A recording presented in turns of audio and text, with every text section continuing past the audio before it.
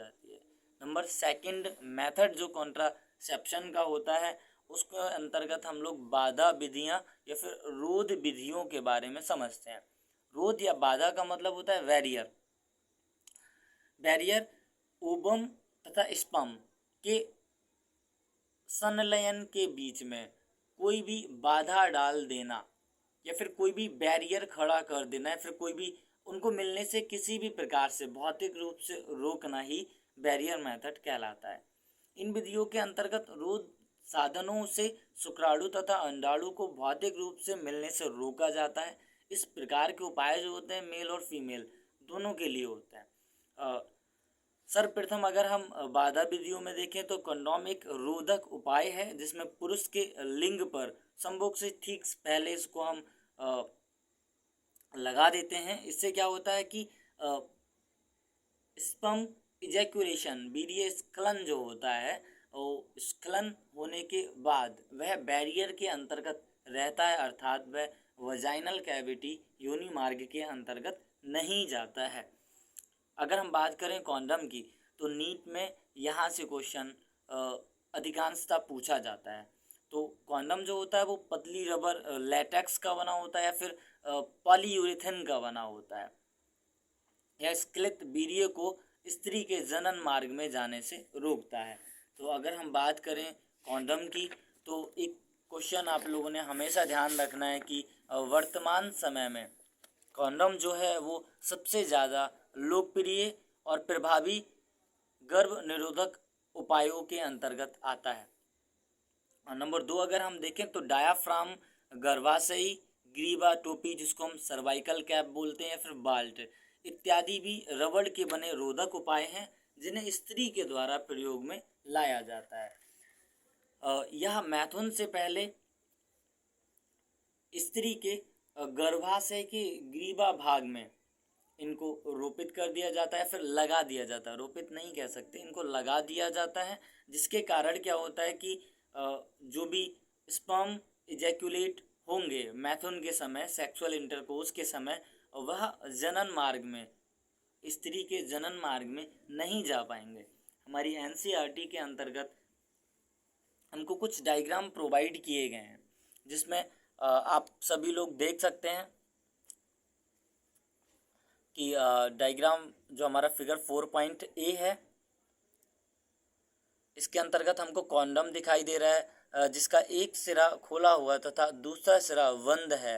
Number दूसरा हम condom for female जिसको हम डायाफ्राम भी कहते हैं यह देख रहे हैं। डायाफ्राम का जो एक पोर्शन होता है जो कि ढका हुआ होता है उसको हम गर्भाशय के ग्रीवा वाले भाग पर लगा देते हैं तथा जो ओपन पार्ट होता है उसको हम वजाइनल पोर्शन का जो बल्बा होता है जिसको हम बग भी कहते हैं उसके बाहर की तरफ छोड़ दिया जाता है, जिसके कारण स्पर्म जो होते हैं वो ग्रीवा भाग से अंदर की तरफ नहीं जा पाते हैं।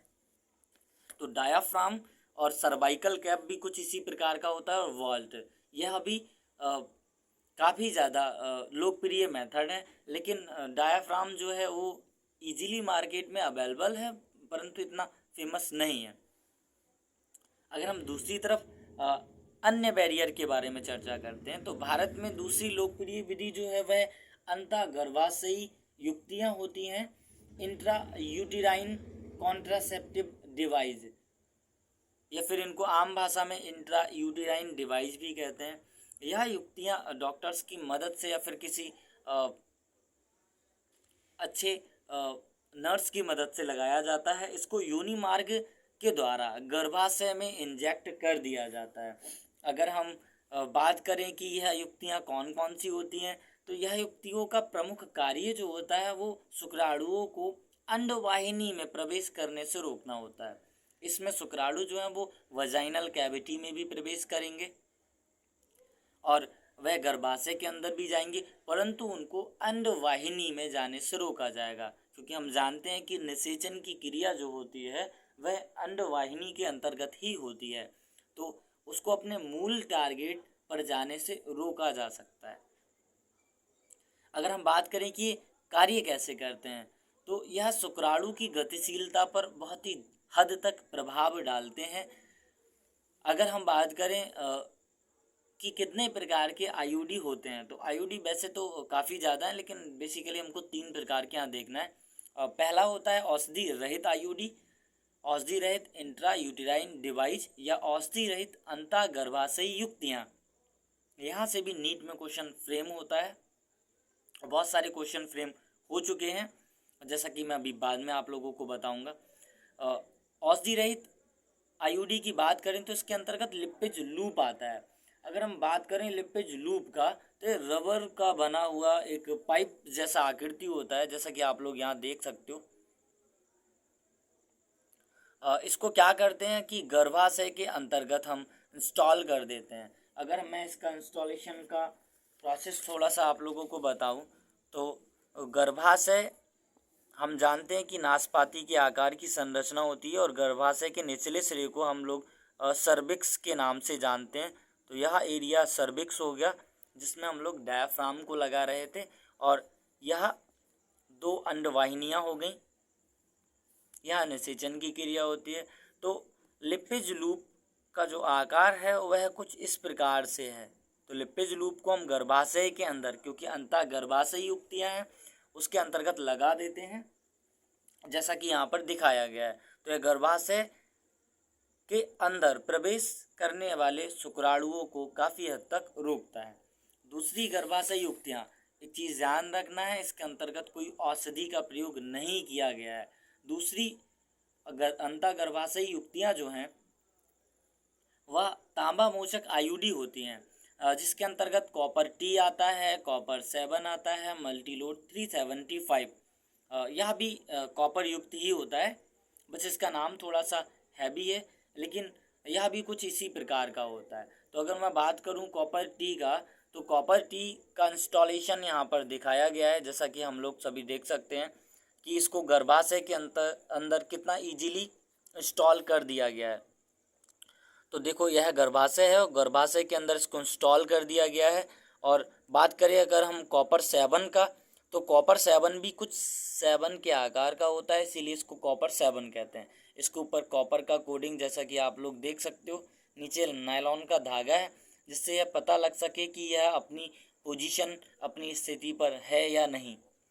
चूँकि यह ढेर सारी डेट के साथ साथ आता है, 3 साल, 5 साल या फिर इससे भी अधिक, या विभिन्न नामों से आता है, जैसा कि नोवा गार्ड हम देख सकते हैं, नोवा टी हम देख सकते हैं जिसका आकार टी के शेप का है, ऑर्थोगाइनी टी देख सकते हैं, मल्टीलोड CU 250 देख सकते हैं, मल्टीलोड CU 250 शॉर्ट देख सकते हैं, और कुछ इसी प्रकार का मल्टीलोड 375 होता है। मल्टीलोड 375 का भी आकार कुछ इस प्रकार का होता है, और इसको भी गर्भाशय के अंदर ही इंस्टॉल कर दिया जाता है। तो हमने जाना औषधि रहित आईयूडी के बारे में, तांबा मोचक आईयूडी के बारे में, और कुछ हार्मोन मोचक आईयूडी होती हैं, जैसे प्रोजेस्टासर्ट और LNG-20 को हम लोग लिवोनॉरगेस्ट्रल 20 के नाम से जानते हैं। यह क्या करते हैं, कुछ विभिन्न हार्मोन का स्रावण करते हैं। यह हार्मोन शुक्राणु की गतिशीलता पर प्रभाव डालते हैं तथा शुक्राणुओं की भक्षकाणु क्रिया या फैगोसाइटोसिस को बढ़ा देते हैं, जिसके कारण अत्यधिक संख्या में शुक्राणुओं का ह्रास होता है तथा उनकी निषेचन क्षमता कम हो जाती है। एक चीज़ ध्यान रखना है, नेचुरल मेथड के अंतर्गत सबसे ज़्यादा लोकप्रिय जो मेथड है, बैरियर मेथड के अंतर्गत सबसे ज़्यादा लोकप्रिय मेथड है वह कंडोम है। और वर्तमान जगत के अंतर्गत अगर हम देखें तो कंडोम को ज़्यादा इस्तेमाल में लिया जा रहा है, और बहुत सारी रिसर्च इस पर चल रही हैं। कंडोम पहला तो गर्भ निरोधक कॉन्ट्रासेप्शन या कॉन्ट्रासेप्टिव डिवाइस का कार्य करता है, और दूसरा यह क्या करता है कि यौन संचारित संक्रमण जो होते हैं, जिनके कारण यौन संचारित रोग या रजित रोग जो होते हैं, वेनरल डिसीज जो होती हैं वह फैलती हैं, उनको रोकने में भी मदद करता है। और कोई गर्भ निरोधक उपाय या और कोई गर्भ निरोधक साधन यह 2 फायदे एक साथ नहीं देता है। तो इसीलिए कंडोम का बेसिकली आप लोगों ने ध्यान रखना है। और अगर भारत में सबसे ज़्यादा लोकप्रिय ब्रांड पूछा जाए तो वह निरोध के नाम से आता है, जो कि प्राइमरी हेल्थ केयर जो होते हैं, प्राथमिक स्वास्थ्य केंद्र और सामुदायिक स्वास्थ्य केंद्र के द्वारा जन सामान्य को मुफ्त में उपलब्ध कराया जाता है। चूँकि यह क्वेश्चन जो है वो नीट के अंतर्गत आ चुके हैं, तो इसीलिए आप लोगों ने ध्यान रखना है। रोग विधियों में कुछ शुक्राणुनाशक रसायनों का भी इस्तेमाल किया जाता है, जिनके अंतर्गत शुक्राणुनाशक रसायनों से क्रीम, जेली, फोम, गोलियां, पेस्ट इत्यादि बनाया जाता है। यह शुक्राणुनाशक रसायन जो होते हैं, इनके अंतर्गत बोरिक एसिड होता है, जिंक होता है और नैनोजाइनॉल 9 होता है। यह क्या करते हैं कि शुक्राणु का फैगोसाइटोसिस कर देते हैं या फिर उनको हम आम भाषा में कहें तो मार देते हैं। तो हमने अभी के टॉपिक में जो जाना वो जाना नेचुरल मेथड्स के बारे में, जिसके अंतर्गत हमने 3 मेथड्स के बारे में जाना, रिदमिक मेथड, आवर्ती विधि और साथ साथ हमने जाना कोइटस इंटरप्टस, अंतरित मैथुन या फिर बाह्य स्खलन। तीसरा हमने जाना लैक्टेशनल एमेनोरिया, जिसको हम स्तनपान अनार्थक भी कहते हैं। तथा हमने बाधा विधि, जिसको हम रोध विधियाँ भी कहते हैं, बैरियर मेथड्स के बारे में जाना। और मल्टीपल बैरियर मेथड्स या फिर मल्टीपल बैरियर डिवाइसेस के बारे में जाना, चाहे वो मेल्स में यूज करने के लिए कॉन्डम या फिर फीमेल कॉन्डम डायाफ्राम हो, या फिर साथ साथ हम लोग देखें तो गर्भाशयी ग्रीवा टोपी या फिर सर्वाइकल कैप हो या फिर वॉल्ट हो, या फिर इसी प्रकार से प्रयोग में लाए जाने वाले दूसरे आईयूडीज डिवाइस हों, जिनके अंतर्गत औषधि रहित lipid loop, copper T, copper 7 जो कि कॉपर युक्त होते हैं, मल्टीलोड 375 या फिर हार्मोन मोचक आईयूडी हों, जिनको हम प्रोजेस्टासर्ट तथा LNG-20 के नाम से जानते हों, इत्यादि हों। तो हमने इन सभी के बारे में जाना। अब हम देखते हैं कि यहाँ से हमको कैसे कैसे और किस प्रकार से हमको क्वेश्चन जो होते हैं वो नीट के अंतर्गत देखने को मिलते हैं। तो नीट के अंतर्गत इस टॉपिक से कुछ इस प्रकार से क्वेश्चन हमको देखने को मिलेंगे कि निम्न में से तांबा मोचक आईयूडी नहीं है, तो आपको कॉपर टी, कॉपर 7, मल्टीलोड 375 का नाम दे देंगे और साथ साथ आपको LNG-20 का नाम दे सकते हैं या फिर लिपिड लूप का नाम दे सकते हैं। तो आपसे पूछ लेंगे कि कौन सा तांबा मोचक आईयूडी नहीं है। ऐसा करने के साथ साथ आप लोगों ने यह ध्यान रखना है कि किसके अंतर्गत कॉपर है और किसके अंतर्गत हार्मोन है तथा कौन औषधि रहित है। यदि आप यह जान पाएंगे तो आप उन सभी क्वेश्चन को इजीली अटेम्प्ट कर पाएंगे।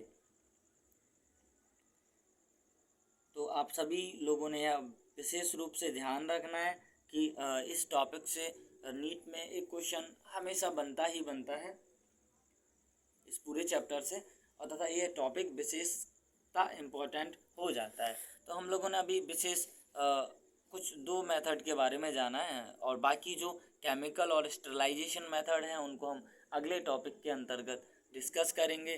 वीडियो अच्छा लगे तो लाइक करें, शेयर करें, चैनल को सब्सक्राइब करें तथा अपनी प्रतिक्रिया जो है वो कमेंट बॉक्स में देना ना भूलें। आप सभी का एक बार फिर से धन्यवाद इस वीडियो को देखने के लिए। मिलते हैं एक नई ऊर्जा और एक नए टॉपिक के साथ में। धन्यवाद।